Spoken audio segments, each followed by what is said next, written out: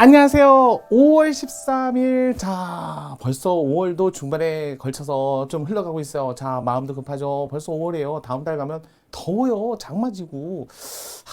자, 이제 좋은 날 많이 가는 것 같아요. 5월을 누리세요. 누리면서 매일매일 습관처럼 매일 행정법도 같이 하시길 바랄게요. 여러분 실력이 합격하는 그 실력이 될 때까지 저 정인호 매일 행정법으로 여러분을 계속 찾아뵙겠습니다. 자, 5월 13일 월요일도 매일 행정법 바로 가보도록 할게요.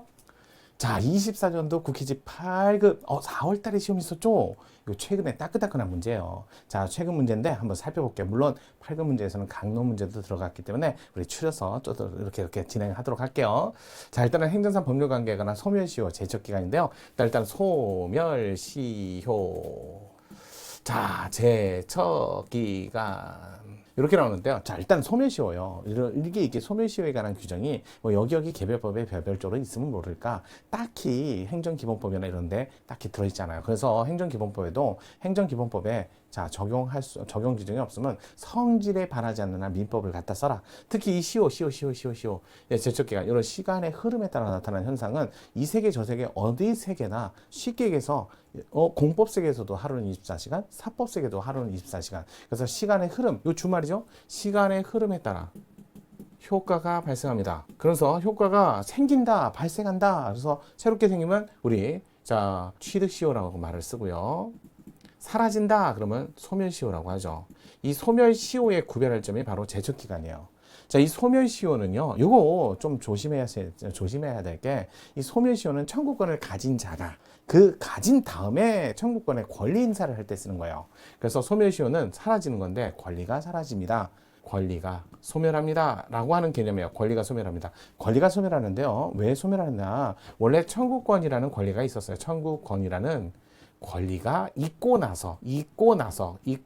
이후에, 자, 그런데 이 청구권은요, 가만히 두면 안 되고요, 행사해서 뭐까지 해야 되냐고요? 실현까지 하셔야 돼요. 그냥 단순히 행사만 하면 안 되고요, 행사해서 실현까지 하셔야 되는 권리가 청구권이에요. 그러니까 얘는 청구권이 있고 난 이후에 뭘 한다?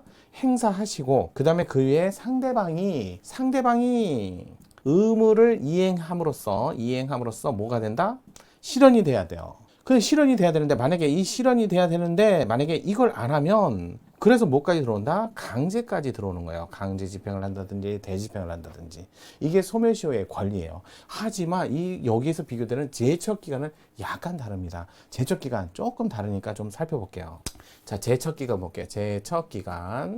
제척기간은 권리가 있고 나서 문제가 아니라요, 자, 뭔가 위반 사실이 있어요. 자, 대표적인 게 질서위반행위규제법에 이렇게 됐어요. 질서 위반 행위를 하면 질서 위반 행위가 있었어요. 이 행위가 있고 나서 제재가 들어야지. 제재가.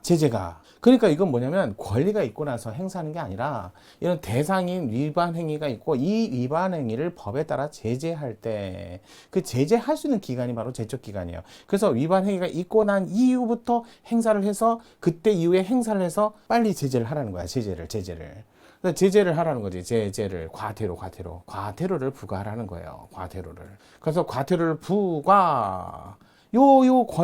과태료 부과하는데 걸리는 기간, 이거를 질서위반행위규제법에는 5년으로 규정을 해놨어요. 그러니까 얘는 권리가 먼저 있고 나서 과태료를 부과한 다음에 부과할 수 있는 권리가 생기는 게 아니라, 이때 부과를 하면서 과태료를 부과하면서 그때 가서 이 과태료에 관한 권리가 완성이 되는 거죠. 드디어 이제 생긴 거야. 이제. 그래서 일반적으로 권리가 완성돼서, 그렇게 해가지고 여러분들 입장에서 이렇게 보시면 돼요. 여기 뭐 완성이라는 말보단 생긴다, 요게 낫겠죠. 날생자 쓸게요. 이렇게 생긴다는 거야. 이런 식으로 권리가 생긴다. 그러니까 이제 여러분들 입장에서는 권리가 있고 나서 그걸 실현하기 위한 게 있고, 얘는 권리가 있고 나서가 아니라 이제 권리가 완성됐다는 거야. 완성됐다는 거지. 이성자 아닌가요?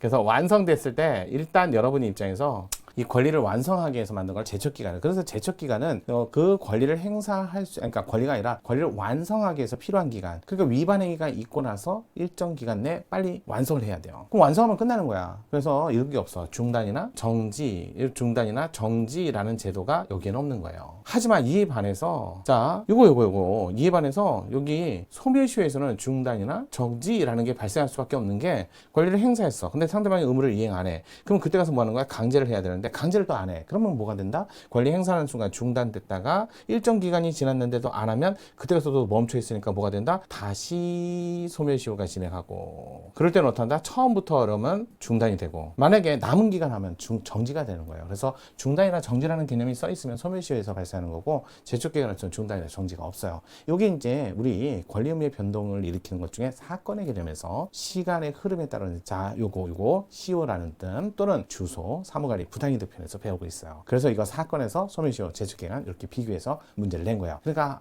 이거 문제 많이 안 나오는 왜 어렵기 때문에 그래요. 자, 한번 살펴볼게요. 바로 갔죠. 행정상 법률관계 소멸시효. 자, 사건 중에 소멸시효, 제척기간하고 비교한 겁니다. 옳지 않은 것을 고르세요라는 지문이었어요. 한번 볼게요. 1번 공법상 소멸시효는 말이죠. 법률에 특별한 규정이 없으면 그래요. 이거 법률에 특별한 규정이 없으면 시간의 흐름 문제는 공법성이나 사법성이나 거의 뭐 별반 차이가 없어요. 따라서 성질상 공법에서 사법을 준용한다 해도 공법이 사법으로 바뀌지 않는다면 민법을 갖다 준용할 수 있어요. 그대로는 아니더라도. 그래서 보통 재정에 관한 돈에 관한 소멸시효는 민법에는 10년도 있지만 5년만 갖다 씁니다. 그래서 민법의 규정이 적용되는데 공법상 금전, 돈에 관한 채용 소멸시효 기간을 정하는 이유는 사법 관계와 마찬가지로 공법 관계에서도 법률 관계 오랫동안 방치하면 그게 뭐야? 권리 위에 잠자는 자는 보호하지 않는다라는 개념 때문에 발생한 내용이다. 아주 옳은 지문. 정답은 아니죠. 두 번째, 제척 기간은 그에 비해서 이제 비교하는 거지. 제척 기간은 권리자로 하여금 권리를 신속하게 행사할 수 있도록 권리를 신속하게 완성해야 돼. 완성. 그러니까 여기는 실현하는 게 아니라 권리가 있다는 걸 완성하는 거죠. 그 권리를 중심으로 법률 관계를 조속하게 빠르게 확정하게 그 제도의 실의가 있는 거, 관계 법령에 따라 정당한 사유가 인정되는 등의 특별한 사정이 없는 한 그 기간 경과함으로써 당연히 사라지는 거, 그걸 우리는 제척기간이라고 그래요. 곧 권리 소멸 효과를 발생시키는 걸 제척기간이라고 한다. 사라지는 건 맞는데 권리를 행사하라고, 그래서 완성하는 거고, 청구권은 권리를 행사해서 그걸로 끝나면 안 돼요. 실현까지 하셔야 돼요. 얘는 실현할 필요가 없어요. 그게 차이점이다. 그래서 2번도 맞는지 3번 볼까요? 제척기간은 권리 관계를 조속히 확정, 이건 2번에서 한 내용이고, 권리 행사 중대한 제한을 가는 것이므로 모법인 법률에 의한 미임이 없는 한 시행령이 함부로 제척기간을 규정할 수 없다라고 할 것이다. 그래요. 당연해요. 시행령에서 마음대로 하면 안 돼요. 이거는 중요한 사안이기 때문에 그래요. 4번 제척기간은 그 성질에 비추어 소멸시효와 같이 기간의 중단이나 정지는 있을 수 없다. 맞네. 소멸시효는 중단과 정지, 제척기간은 중단과 정지가 없다. 5번 볼까요? 소멸시효는 권리가 발생한 때, 아까 뭐라고 했어요? 발생한 때? 아까 행사에서 실현할 때. 그러면 권리를 행사할 수 있을, 발생한 때는 언제예요? 그 발생한 때는 아까 질서위반행 기준법에 위반행위를, 그거를 이제 발견할 때지. 그래서 소멸시효는 권리가 발생한 때를 기산점으로 하지만 아니요. 권리를 행사할 수 있을 때부터. 왜? 권리가 있고 나서 행사를 하는 거는 거. 그러면 제척기간은 권리가 있는 게 아니잖아. 행사해야 권리가 그러니까 권리가 있다라는 걸 확인하는 거니까. 그래서 제척기간은 권리를 행사할 수 있다. 이거 앞뒤가 바뀌었네. 얘가 권리를 행사할 수 있을 때는 소멸시효고, 권리가 발생할 때, 요때는 제척기간이에요. 제척기간. 그래서 질서위반행위 규제법 생각하시면 되고요. 소멸시효요. 국가재정법에 아까 전에 금전에 관한 소멸시효 5년으로 돼 있어요. 그때는 소멸시효는 권리를 행사할 수 있을 때부터. 왜? 권리가 있고 나서 문제니까. 하지만 권리가 발생할 때라는 개념, 행사, 실현, 요거 꼭 외우세요. 그냥 소멸시효는 행사, 실현, 권리에 있고 나서 이후에 행사 플러스 실현까지 하셔야 되는 거고, 이렇게 제척기간은 요거는 권리를 발생한 때가, 이렇게 권리가 발생한 때, 권리 발생한 때부터 그러니까 빨리 권리를 어떻게 하는 거야? 발견해라. 빨리 행사해라. 행사해서 뭐 하는 거야? 그냥 그걸로 권리가 완성되는 거죠. 그래서 제척기간하고, 얘는 주로 단기가, 얘는 조금 얘보단 길어요. 그래서 제가 대부분 요게 별도의 규정이 없으면 민법을 갖다 쓴다. 그러다 보니까 이 앞뒤가 바뀌었으니까 5번이 정답이네요. 어려웠죠. 소멸시효. 시간의 흐름에 따라 왜 권리를 소멸시킨다? 오랜 기간 동안 권리를 행사하지 않고 방치하면 안정성에 반하기 때문에 그래요. 법적 안정성, 법치주의 원칙에서 소멸시효는 나오는 개념이에요. 그래서 이렇게 생각하면 돼요. 권리 위에 잠자는 자 보호하지 않는다. 이 시간에 요거 한번 꼭 기억하시고요. 결과입니다. 암기하세요. 오늘 여기까지 보시고요. 내일도 오실 거죠? 정인원과 함께는 매일행정법이었어요.